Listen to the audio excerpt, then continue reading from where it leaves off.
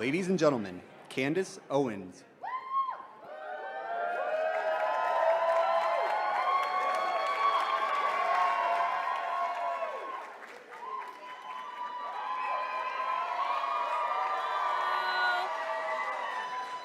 You guys, this is so beautiful. Look at all of us. We made it all the way to the White House. Media says we're not supposed to be here. We're supposed to be scared to be in this room, right? But we're here anyways. We are all here, and we should be so proud of ourselves for standing up to the media bullies and showing up today. You know, I have to tell you guys, I started this morning like I start every morning, and I want to really take a serious moment to talk about something that pulled at my heartstrings this morning and almost brought me to tears as I was reading the news. I was reading a story about a young boy named Tyshawn Lee, a name that people won't be familiar with, not a name that spread all across the nation instantly. Tyshawn Lee was a 9-year-old boy living in Chicago. He left his grandmother's house because he wanted to go play basketball in the park. And he was playing basketball by himself in the park. Tyshawn Lee was approached by an adult man who came up to him playfully and grabbed the ball and began playing with him. And then eventually this older adult man lured him away from the park with the promise that he would take him to the store and buy him whatever he wanted. So he followed this adult man into an alleyway, and he was instantly, Tyshawn Lee at 9 years old, shot point blank a few times and murdered. He was murdered. It was gang related. They were after his father, so this was a gang hit to go after this young boy. Disaster, an absolute sad disaster that brought tears to my eyes because he was only in the 4th grade. You know, unbeknownst to most of this world, this story happened, and the reason that we don't know about it, the reason that there was no wall-to-wall coverage and national sensation about this story by the people who claim to care about the senseless ending of Black lives is simply because it didn't fit the media narrative. That's it. He was killed by another Black man, so it didn't fit the media narrative to be outraged about this story. Black on Black crime is something that our media tells us that we're not allowed to talk about. Over 93% of Black homicide victims are killed by other Black people. We are not supposed to be outraged, and we're not told to remember the names of those victims. Because if we begin to focus on that area, something that is causing real harm and devastation to our communities, we might uncover the truth. And the truth is that this is all by Democrat design. Our inner cities are all by Democrat design, like Chicago, like Baltimore, and like Detroit. They have been run by Democrats for decades. We have been made to believe that the conditions in our cities are normal. We're supposed to turn a blind eye to the corruption, to the crime, to the gangs, and instead focus on what our media deems of more importance. We are instead told that we should be focusing on white people. We're supposed to be reactive and angry and fearful about white supremacy, when in fact, it is liberal supremacy that is harming our communities. I say this all the time. You show me a neighborhood where there are liberal policies that reign supreme, and I will show you a neighborhood where Black Americans are struggling in this country. For decades, we have been disrespected by the Democrats. We have empowered their party, lined the pocket of their politicians, and we have gotten positively nothing in return for our blind allegiance and faithfulness. I've recently begun to immerse myself, as I told you all yesterday, in old videos and interviews of Dr. Martin Luther King Jr. And I came across an interview of him from 1964 where he was underscoring the problems that were in Black America at that time, and here's what he mentioned. I will quote, "School dropouts, crime rates, illegitimacy, rioting, and other social evils," end quote. I find that list to be really interesting because he spoke that list 55 years ago. And yet today, across all of those categories, we not only have the exact same problems, but the problems have worsened. How is that possible? How is that possible in a society that has experienced so much social progress that we are seeing a decline in the Black community? The statistics of illegitimacy, crime rates, and illiteracy have worsened since the time of segregation and Jim Crow. In that same interview, Dr. King said something that I thought was timeless. He said, "It is both socially and morally suicidal to continue a pattern of deploring effects while failing to come to grip with its causes." This is reminiscent of Albert Einstein's famed quote, "Insanity is doing the same thing over and over again and expecting different results." While neither of them could have been possibly speaking to the predicament that we are in today, their words are timeless because for the last 6 decades, Black America has found itself in a rhythm of insanity, voting for the same party over and over again and expecting different results. It is, in my opinion, both socially and morally suicidal that we continue this pattern. Democrats have looked at us in the face and they have sold us worthlessness. They have told us that we cannot, that we need more government assistance, more handouts. We handed them power, and in return, they further diminished our sense of pride, the most important thing that we had, our sense of pride. We allowed their governments to victimize us through the expansion of welfare policies. We allowed them, most importantly, to remove the fathers from our homes, removing the backbone of our families. They knew, the Democrats knew, that without stable households, our children would pursue that paternity elsewhere. They knew that our children would run to the streets. They knew that our youth would grow up and begin to mirror themselves after rappers and basketball players rather than men of high intellect and values and more attainable goals.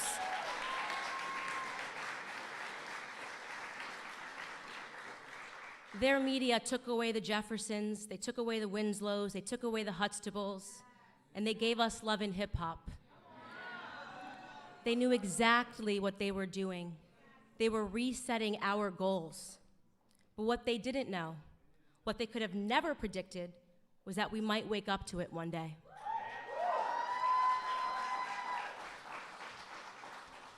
In 2015, when a man with crazy hair and a beautiful wife came down the escalator at Trump Tower, we were at the beginning of a shift, and I'll tell you honestly, I wasn't sure about him. I wasn't sure when he first came down the escalator. I said, "Isn't that the guy that says you're fired? Is he really running for president?" But then an incredible moment happened.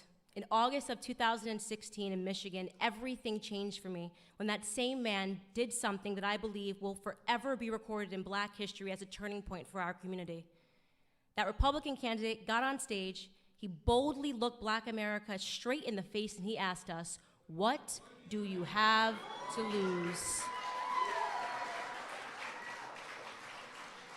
The courage of that moment, the courage for a man to challenge us to look around at our communities and to just acknowledge it, to be real, to be honest with ourselves, to acknowledge the filth of our communities and our inner cities, to acknowledge the state of our broken culture, our broken school system.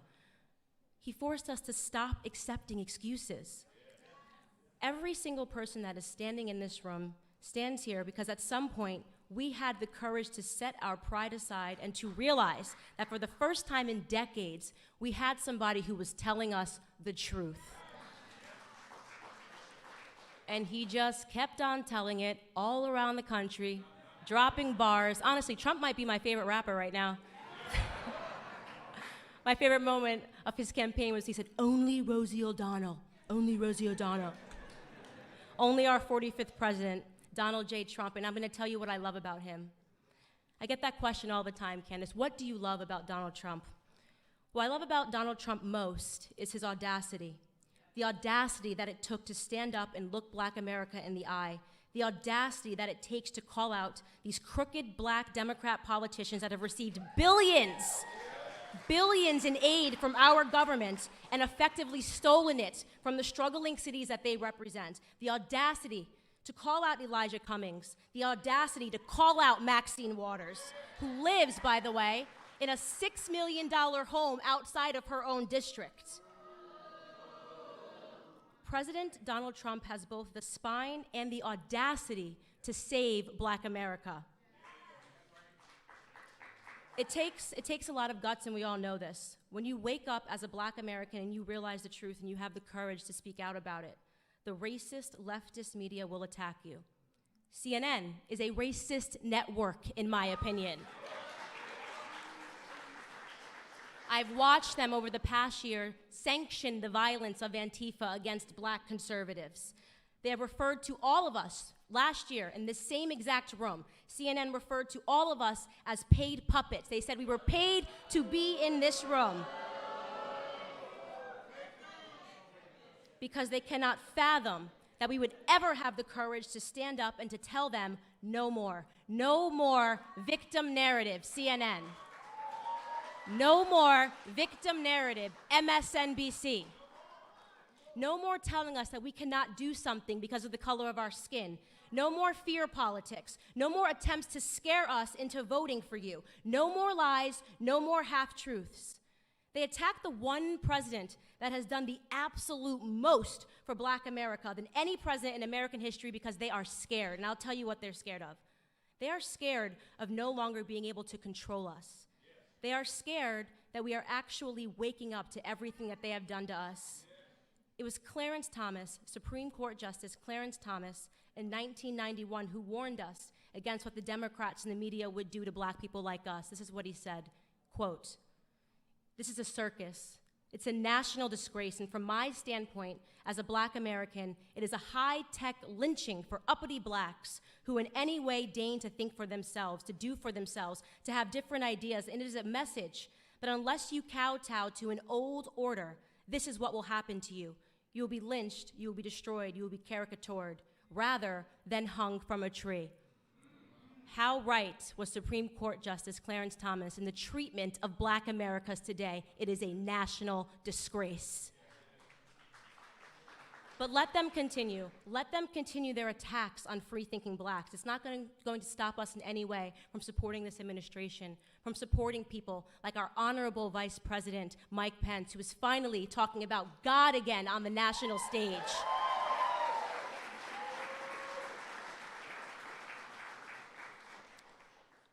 President Trump views us as Americans, and the answer, of course, to that question is that we had absolutely nothing to lose from taking a chance on him, and now we're winning. We want Trump, we want the victor narrative, we want opportunities, we want to be viewed as Americans first and foremost. And you know, I rarely give him credit, but maybe former President Barack Obama said it best in his Harvard Law School paper when he wrote, "The American dream is to be like Donald Trump."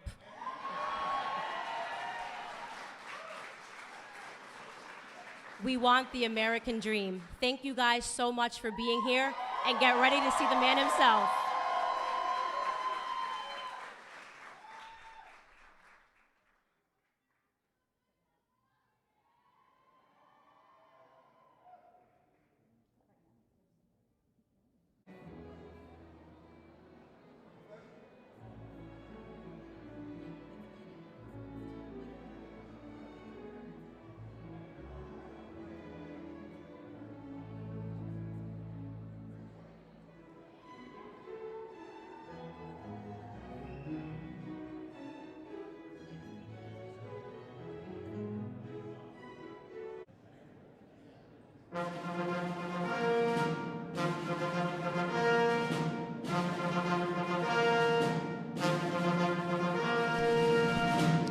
Ladies and gentlemen, the President of the United States, accompanied by the Vice President of the United States.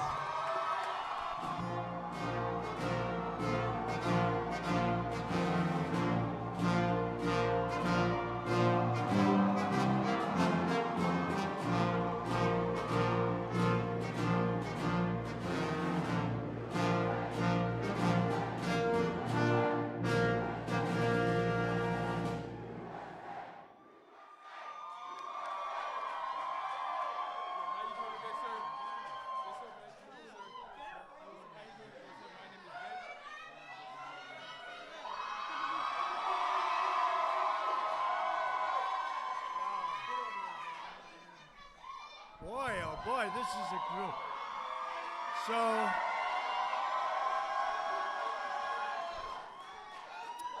So I've been doing this for a long time. That is the loudest I've ever heard anything in this room.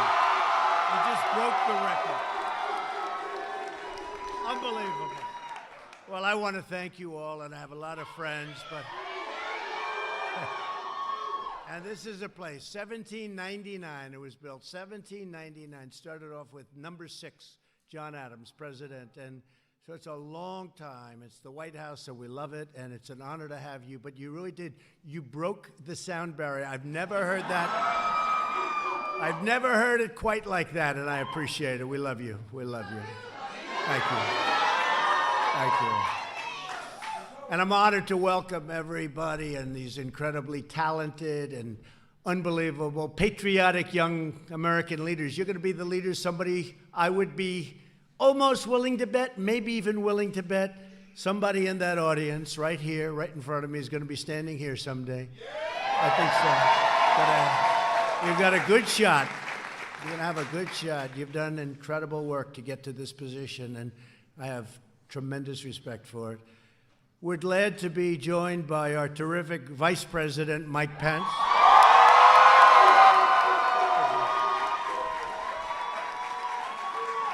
And many of our cabinet members are here. They wanted to be here. I told a couple of them, don't have to. Don't worry about it. What the heck? These are my friends. They said, no, we want to be here.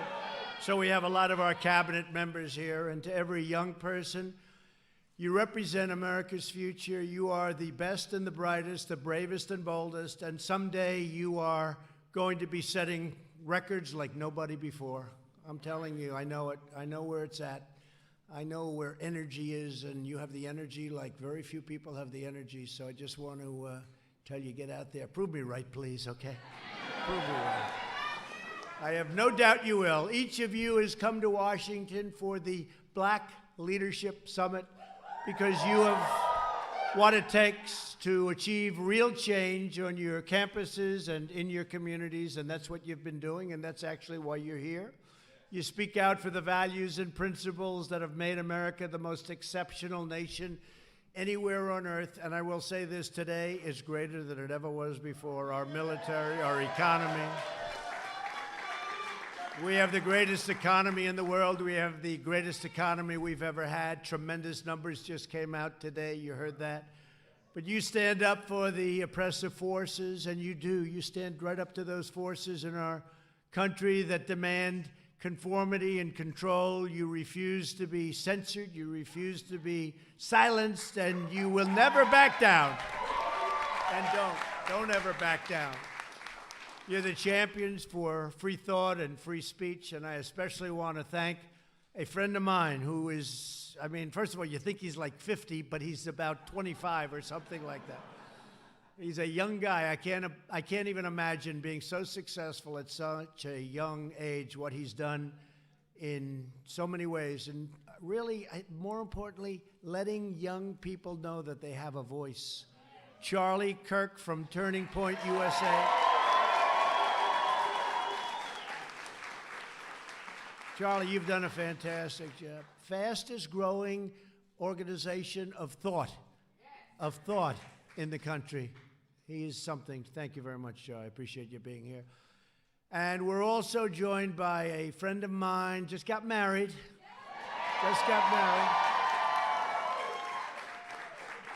And Candace Owens, I watched her and I saw her coming. I said, you know, I'm pretty good at star power. I say, that's a star. Every once in a while I'll see somebody, you know, it happens about once every 5 years. That's all it is, but I'll be watching. I saw Candace probably 3-4 years ago. How long would it be, Charlie? 4? Maybe 4. I saw this woman on television. I said, man, I don't want to mess with her. She's tough. She's tough. Now, I'm not allowed to say it. You know that. I'm not allowed to say it anymore, but she's also beautiful, so I'll say that then. Okay? It's true. Under the Me Too generation, we're not allowed to say it. So all of you young, brilliant guys, never, ever call a woman beautiful, please. You're not allowed to do it. And I've kept doing it, and I've never been told by that woman never to do it. Just say, thank you, sir. Candace, would you come up here and say a few words? You mind? Come.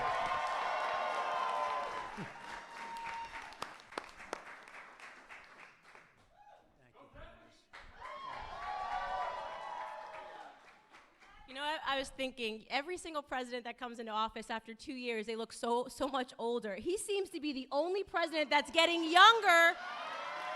I mean, like, He has somehow found a fountain of youth. I think he gets up out of bed. It's the fight. He loves the fight. He really does. We are so blessed. And listen, let me say this. The media, the audacity of them to think that they are going to impeach our president. No.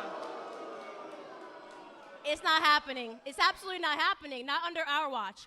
We need to make sure we fight for this man, the one man who is standing up for Black America. We are going to fight for, guys. We have to keep it going. That's so nice. Outstanding person. She's another one. You're going to have to compete with her, too, for this position, I suspect. Thank you very much. Sort of interesting. It's like, do we have a choice? We have to fight, right? We have to fight. We have to fight for everything, whether we like it or not. Another man who's been so incredible, Jerron Smith. Where's Jerron? Is he around here? Jerron Smith. Man, have you done a job. You've done such a great job, Jerron. At least come up and shake my hand, will you, please? Come here, Jerron. You know, he works with us, and he's actually not, I always say he's so elegant and so quiet and so nice. They say, you don't know the real Jerron, so I want to see that. But what he does in the job he's done in outreach and so many other aspects of our lives is incredible. I want to thank you, Jerron. Thank you very much. Thank you. I appreciate it. Thank you. And Jerron knows what I'm about to do because a man who I met on Twitter, or as we would say, social media, he is some piece of work, this guy. He was hitting Deborah Messing like she never got hit before. This crazy Deborah Messing started messing with us. And all of a sudden I see this man on Twitter, and I see him all over, and he was hitting her, and I never saw anything like it. I felt so sorry for her. And then I look and I say, who is this guy? His name's Terrence Williams. I look. And I look and I said, well, you know, the way you look, and the first thing I look is how many followers does he have? And he had like 700,000 followers. I said, whoa. You know, oftentimes I'll be impressed by somebody, I'll look and they have 3 followers. I say, we have to wait for him or her. But this guy has a following like very few people, and I want to just thank you, because I'm a fan of yours also. You're a very successful guy. Say a few words, please. Thank you, President Trump. Thank you. Yeah, this is a little too tall for me. First of all, I just want to say I love President Donald J. Trump. The media is attacking him, but when they attack him, they are attacking us. Because he is out here fighting for us. And they are harassing you, Mr. President, so they are harassing me. And I want to say one more thing here. A while back, President Trump said, when he was talking to the black community, if you vote for me, what do you have to lose? Because the do-nothing Democrats have done nothing for the black community. 2020 is around the corner, and we have a lot to lose now because President Donald J. Trump has done so much for the black community. Thank you, President Trump.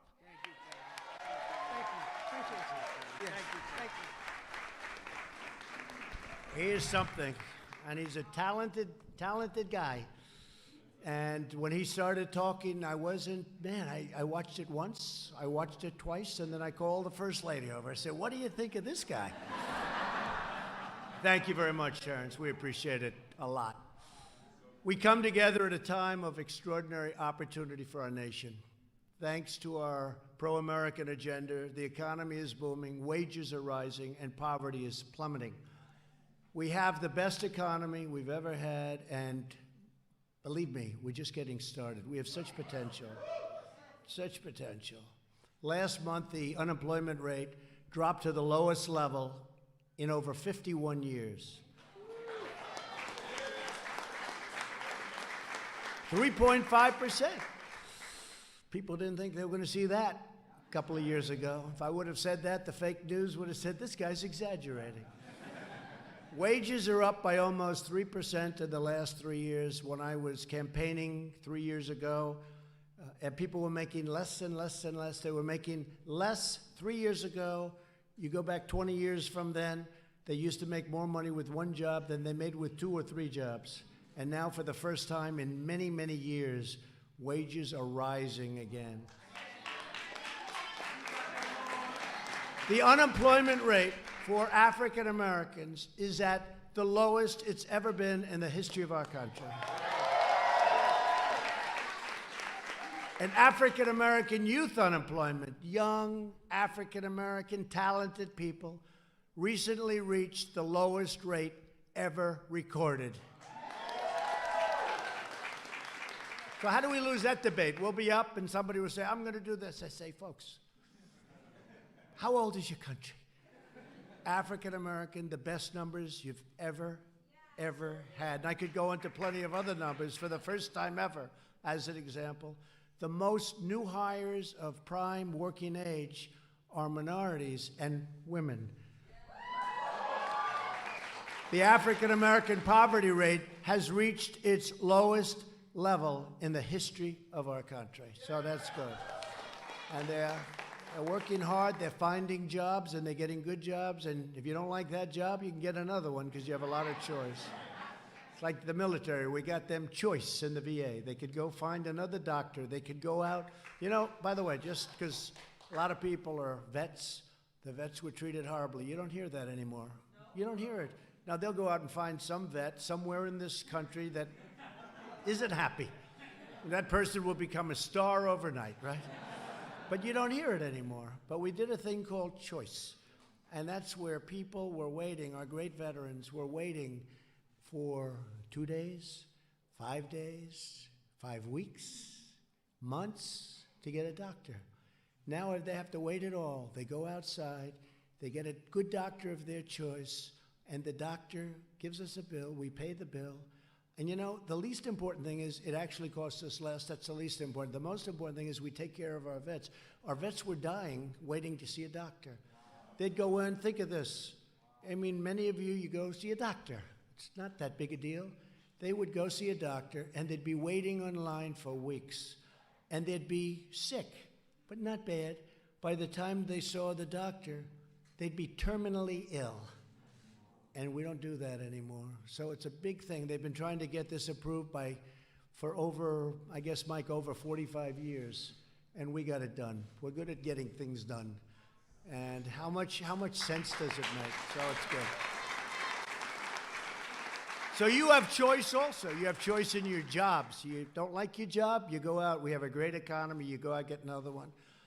And it's incredible how well you're doing. Our agenda is lifting up citizens of every background, race, religion, color, and creed. But while we are fighting every day to build up our nation, the far left only wants to wreck, ruin, and destroy our nation.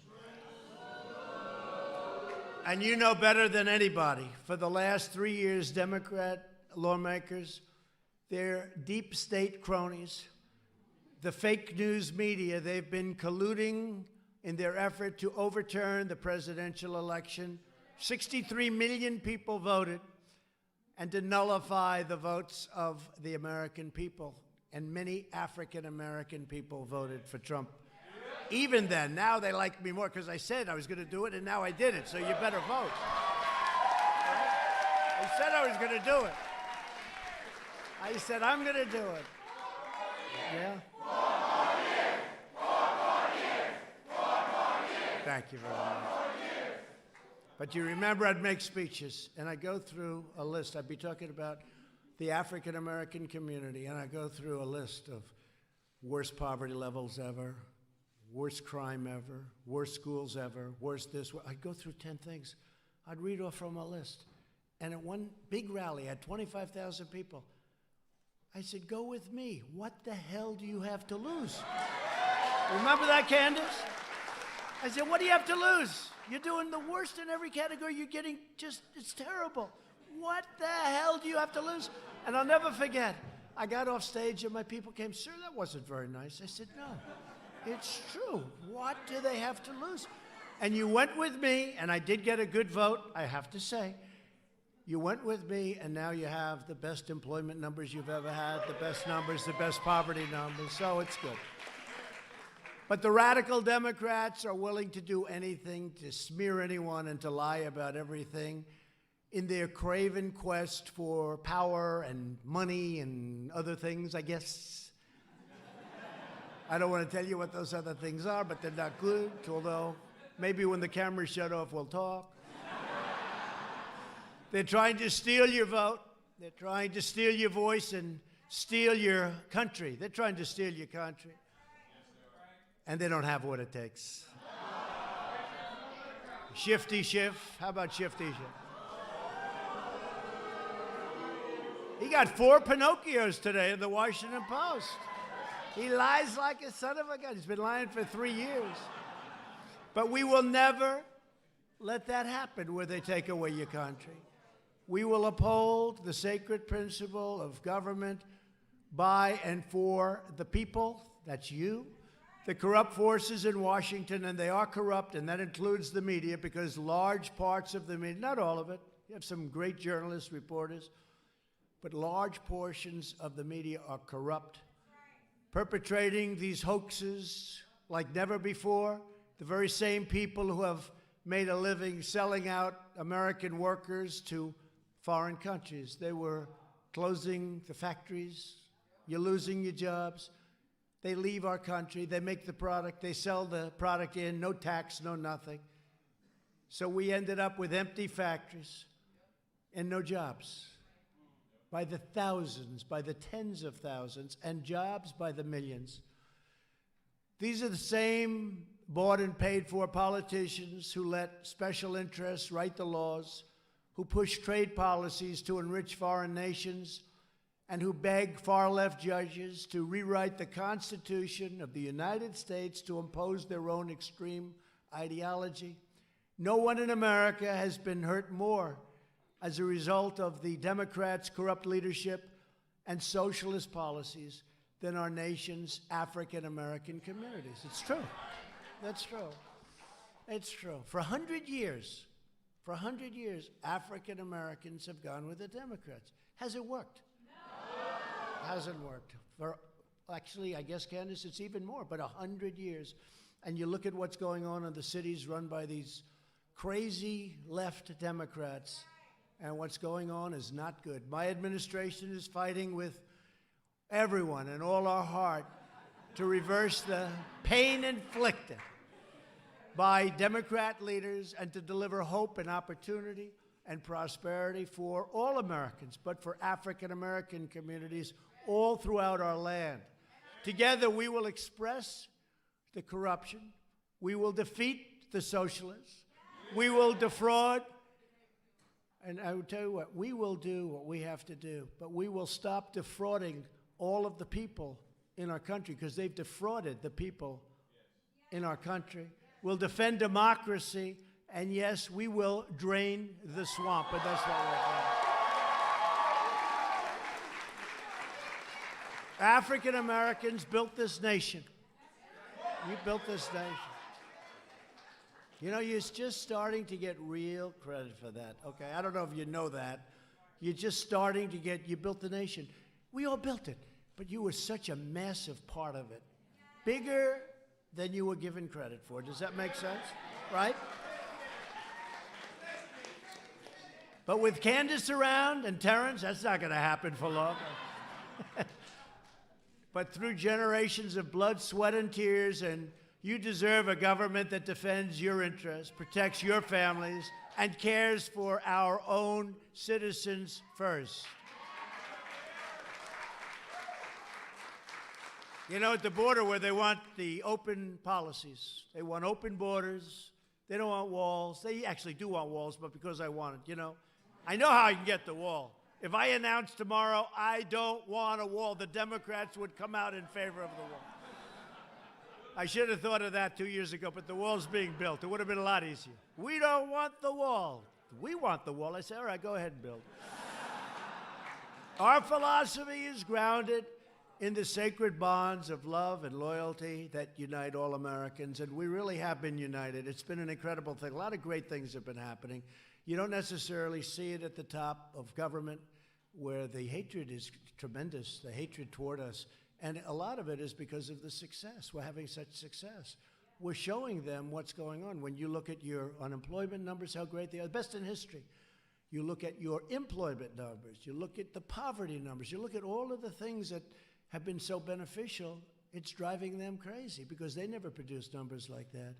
And they're losing African American votes, and they can't do that. It just can't do that. They haven't done anything for you. They haven't done anything. 100 years, they haven't done anything. At long last, you have a government that puts Americans first, puts you first, puts your families and your communities first. We're adopting Buy American trade policies to stand up for our workers. Our tax and regulatory reforms are stopping the outsourcing of jobs, where they outsource all your jobs to other countries, and keeping businesses in America where they belong, and keep your jobs where your jobs belong. We're fighting every day to secure our nation's borders and to achieve an immigration system that prioritizes American families, wage earners, taxpayers, and people that can help you and can help our country. To keep our cities safe, we're supporting the brave men and women of ICE and Border Patrol and law enforcement. And you'd be amazed at how many African American people come up, and they have people living near them that are brutal killers. They're killers. But you're tough, you fight back. But sometimes you don't win those fights, because these guys are tough too. They shouldn't be in our country. And it's really amazing to see what some of our law enforcement does and how much they love you. And that's the fact. That's the fact, and we're lucky to have them. To revitalize distressed neighborhoods, we created something that I'm very proud of. Tim Scott, South Carolina. You know Tim? Tim Scott has to get a lot of credit. He came to me with Jared, and he said, so we'd like to do opportunity zones. I said, what's that? But once he told me, I said, maybe that would work. And I think, Jared, it's one of the great, unknowns of the successes that we have. Thousands and thousands of zones in inner cities and poor neighborhoods, tremendous investments going in, tremendous jobs are happening, revitalization's happening. It's been incredible for the African American community. I don't think there's ever been anything, it's early yet, it's a year and a half, but Jaron, I don't think we've ever had anything quite like it, and people don't like writing about it because they don't want to give the Trump administration credit, but I'm used to that. I'm used to it. You got to get used to it. You know who knows, though? The people know. The people know. But because thank you. Because really no American community is going to be left behind. Any community. To help former prisoners get a second chance at life. We passed groundbreaking, and this is with liberals and conservatives. Some of the most conservative people in the Republican Party were so in favor of it. Senator Lee, Mike Lee of Utah, great guy. Senator Grassley, great guy, Iowa. So many people. Criminal justice reform. Everybody said it couldn't be done. And a group came to my office. Sir, please, would you help us? These were liberal people. And I said, I will. Van Jones was one. Nice guy. I wouldn't say he treats me too good, but that's okay. Van Jones. And he said, sir, we need your help. We can't get 5 senators. We can't get this. We can't get that. We need your help. We need your help. Please, sir, help me. Please help me. I said, I can get you those 5 senators. And I called 5 or 6 or 7 to get the 5. Sometimes you have to call a little more than the 5 if you want to get the 5, right? You'll learn. A couple said, could I take a pass on this, sir? But I got 5 people, right, Jared? And we got the vote, and people were shocked. And nobody else could have done it. And they've been trying to change this for the African American community, for the Hispanic community, for other communities, but really the African American Hispanic communities by far benefited the most. And they've been trying to do this for decades. It started with the Clintons. It was not good, right? Remember when she ran and she No, remember when she ran and she had that young African-American woman who was tough. Maybe it was Candace. Could that have been you, Candace? But no, I don't think so. But I remember how she was so angry at Hillary Clinton. But they passed that. And it was horrible for the black community, for a lot of communities, but in particular black and Hispanic and some others. And I said, Senator, it's a great thing. We got to do it. People are in jail for 40, 50, 60 years for a crime that isn't even a crime today. Right? Isn't that right? Our friend, Jared, we have a number of them, but we helped a couple of our friends, a lot of our friends now. We pardoned certain people. Who would you say, Jaron? Who would you say in particular? Go ahead. Give me a couple of names, because we had, you know who I'm talking about, Alice, right? We had a woman, Alice Johnson. We had a woman, Alice Johnson, who was this lovely woman, and she was in for about 22 years already. I mean, she served 22 years. And I think she had another 25 or 26 to go for making a phone call. And look, she admits she did wrong.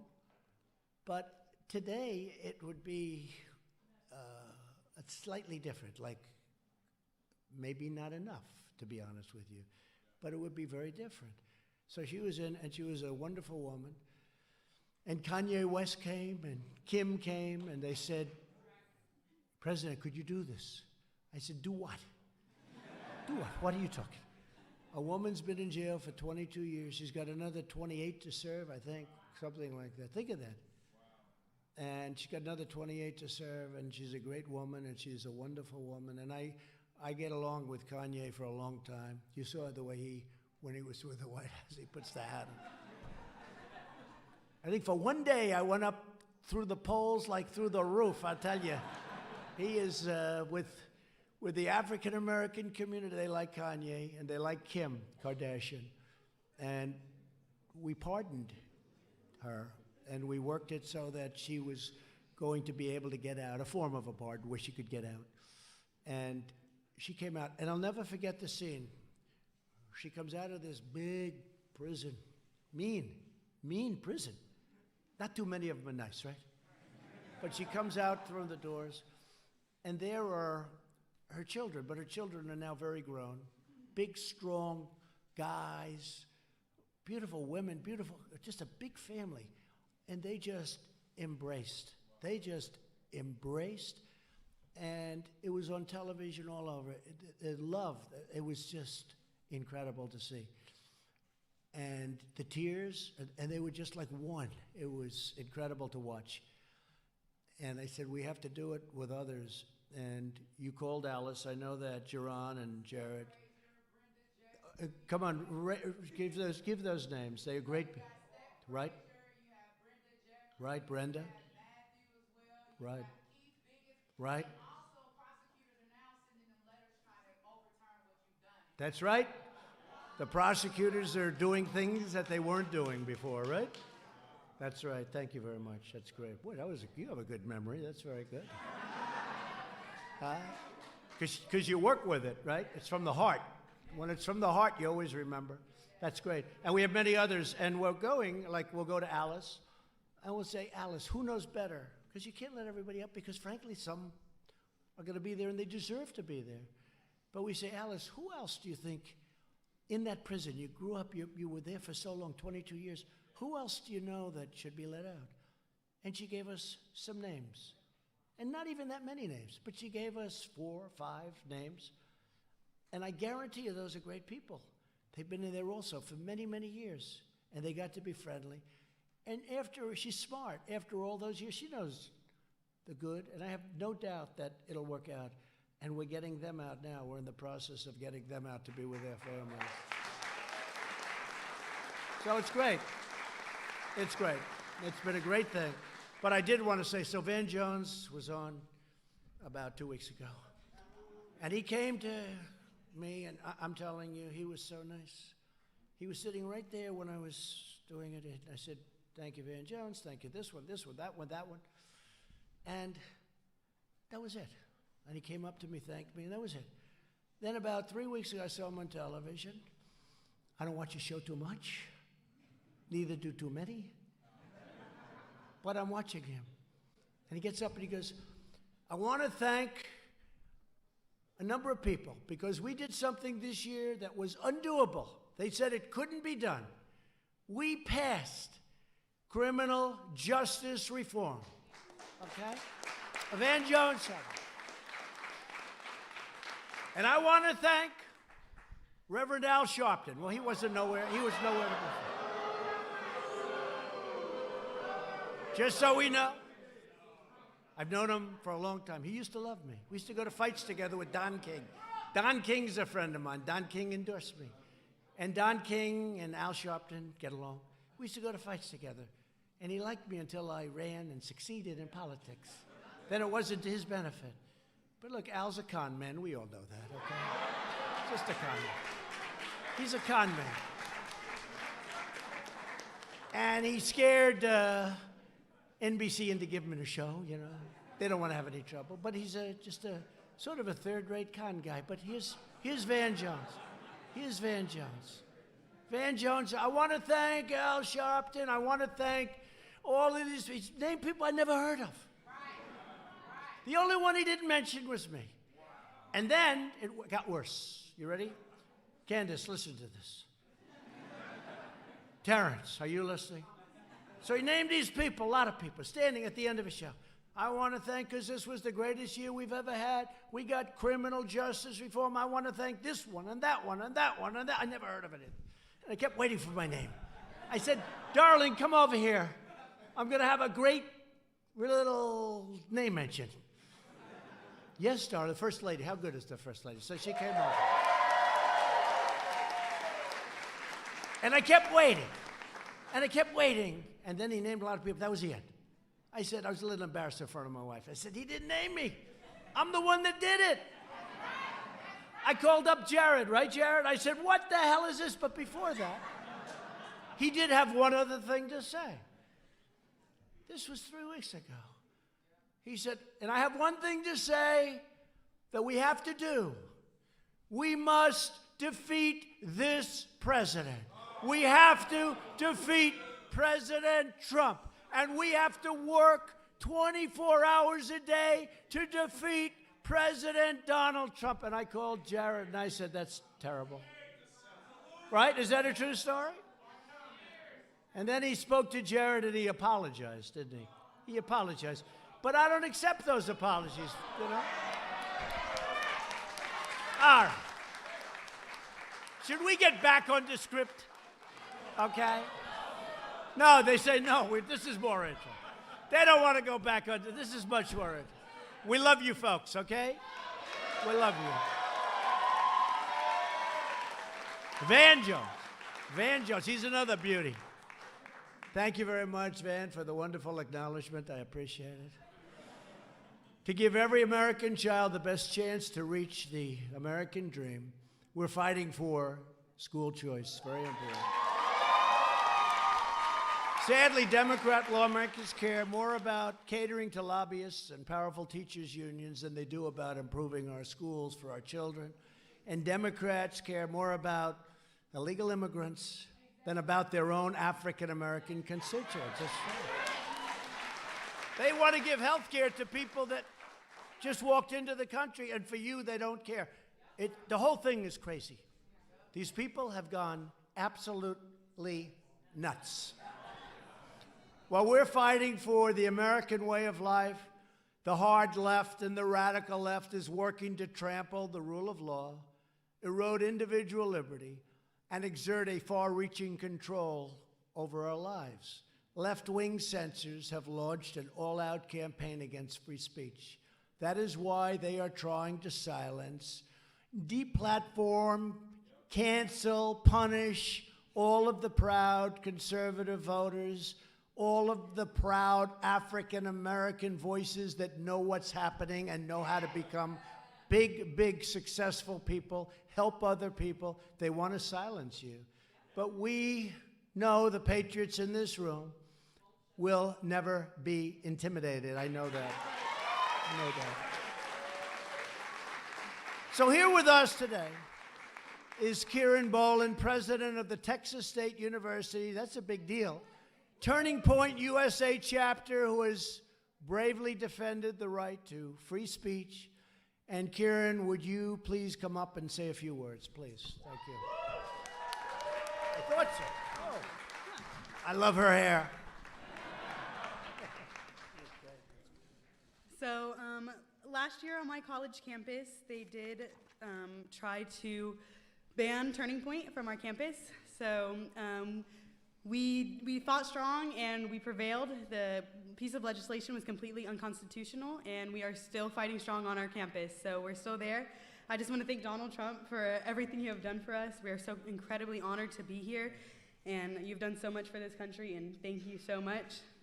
I'd also like to thank Turning Point for giving me the platform and the confidence to fight for our right for freedom of speech.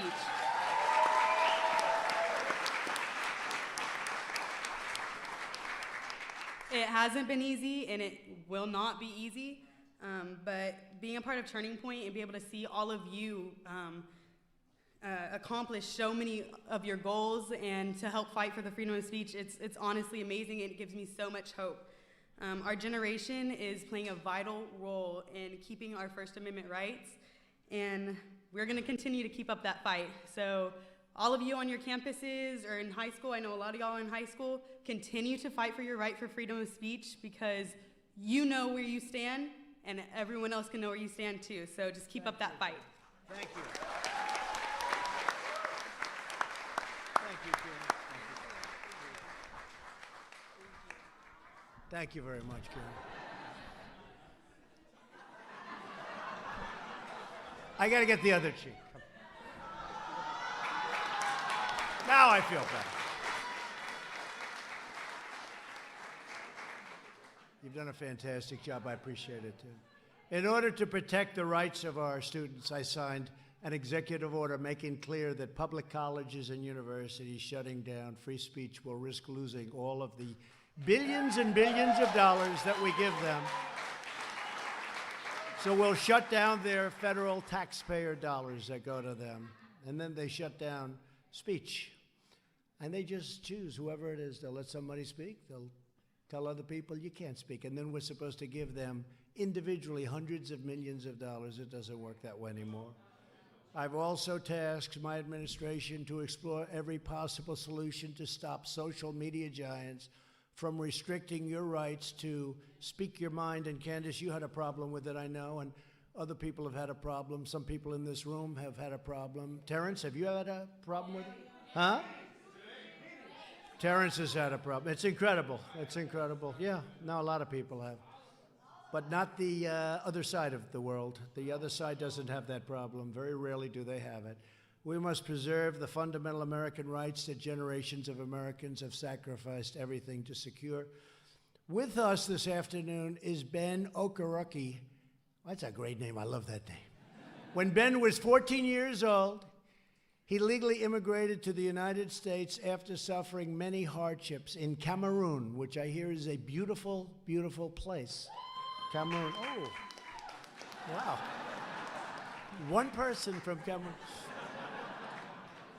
To give back to our country, he joined the United States Army and honorably served for 4 years as a very talented field artillery specialist. A lot of talent, they say. Ben, we salute your noble service, and please say a few words. Ben? Ben, please. Thank you, Mr. President. Thank you, Mr. Vice President, and thank you, Charlie Kirk. First of all, Mr. President, we would like to thank you for everything that you've done for the African American community so far. We thank you for criminal justice reform. We thank you for the lowest black unemployment rate in this country, sir. Thank you. And finally, most importantly, sir, thank you for saving America, and thank you. Thank you. Thank you.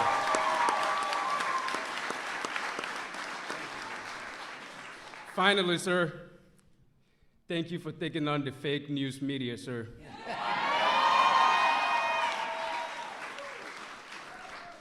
Finally, we want you to build the wall, sir.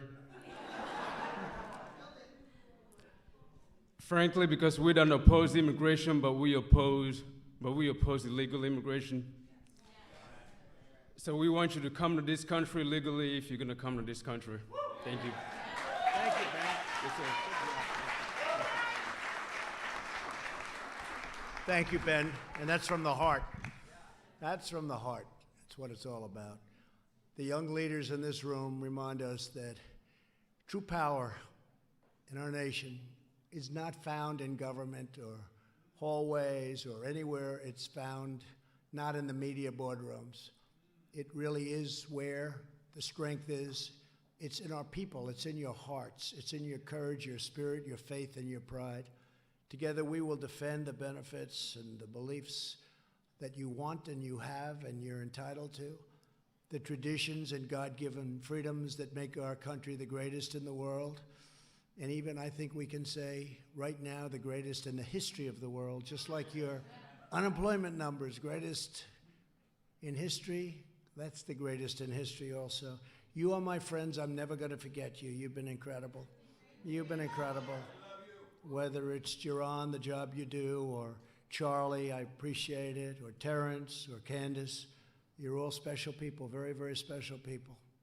And you're doing something very important. I don't even know if you know, maybe you don't know. And you know, sometimes you're so into something and you just don't really feel how important it all is. What you are doing is so important for your community and for this country. We will renew the values that unite our people as one America. As one team, we will build up our nation. We will lift up our forgotten communities, and we will defeat any threat. We will beat any challenge. We will overcome every obstacle, and we will achieve a glorious future of American greatness beyond our wildest dreams. And that's what you're doing. To everyone here today, keep up the great work. And I just want to say, from the bottom of my heart, God bless you, God bless your families, and God bless America. Thank you.